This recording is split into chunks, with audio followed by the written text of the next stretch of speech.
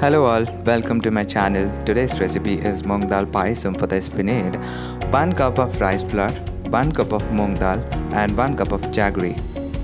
First of all, we need to clean the moong dal till the water comes clear. Once the water is clear, you can add 1 to 1.5 cup of water to the moong dal and then switch off the flame. Now close the lid and wait for 2 whistles to come.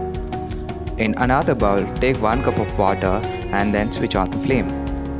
Once the water is started to boil, add in 1 to 2 spoons of oil and then add a pinch of salt and then stir it completely.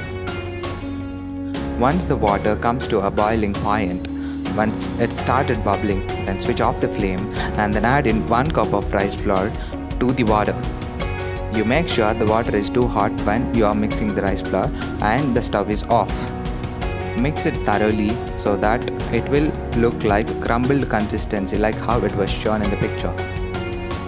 You do not need to worry about the crumbles now because you are going to close the lid and then wait till it becomes warm. By the time the moong dal gets cooked.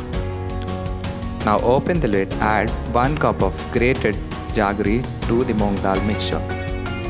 Now mix it and by switching on the flame. So doing this will melt down your jaggery process a little early. Once the jaggery is completely melted down, the paste will look like how it was shown in the video. Now if the paste is too thick, you can add 1 to 1.5 cup of water as per your taste. So after adding the water, let it get boiled. By the time we can start kneading the dough. So for this, we will have to grease our hands by using a spoon of oil. Apply it all over your hands and start kneading the dough. While kneading the dough, you may see a little bit of dough sticking to your fingers, but you do not need to worry about it.